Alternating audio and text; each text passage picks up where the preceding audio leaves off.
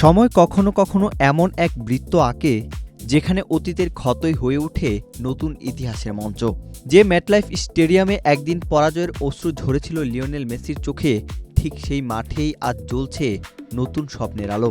এক দশক আগে যে স্টেডিয়াম ছিল হতাশার প্রতীক, 2026 বিশ্বকাপের ফাইনালে সেটি হতে পারে তার আরেকটি মহাকাব্যিক অধ্যায়ের সূচনাস্থল। লক্ষ্য আর্জেন্টিনাকে এনে দেওয়া দ্বিতীয় বিশ্বকাপ শিরোপা।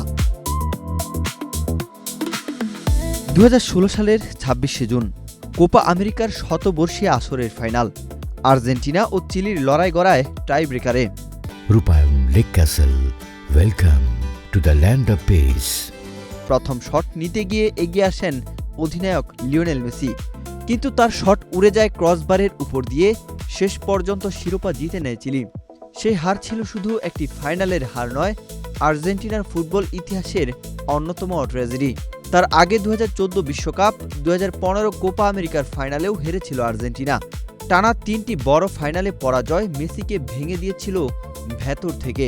তীব্র সমালোচনার মুখেও পড়তে হয়েছিল তখন।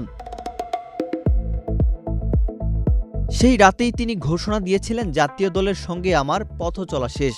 মুহূর্তেই স্তব্ধ হয়ে যায় ফুটবল বিশ্ব। তবে মহানদের গল্প কি এত সহজে শেষ হয়?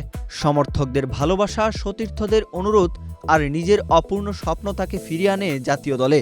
এরপরই বদলে যায় সবকিছু। 2021 সালে কোপা আমেরিকা, 2022 সালে ফিনালে সীমা এবং কাতার বিশ্বকাপ। একে একে পূরণ হয় মেসির সব অপূর্ণতা। জাতীয় দলের ব্যর্থতার প্রতীক থেকে তিনি হয়ে ওঠেন আর্জেন্টিনার ইতিহাসের অন্যতম সফল অধিনায়ক।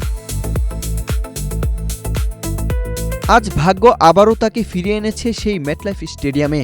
একই মাঠ, একই গ্যালারি, কিন্তু মানুষটি আর আগের সেই ভেঙে পড়া মেসি নন। তিনি এখন চ্যাম্পিয়ন, কোটি মানুষের অনুপ্রেরণা।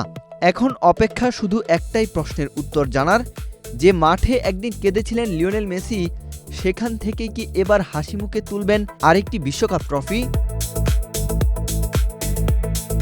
ওয়াহিদ হোসেন জিহাদ, বাংলাদেশ প্রতিদিন।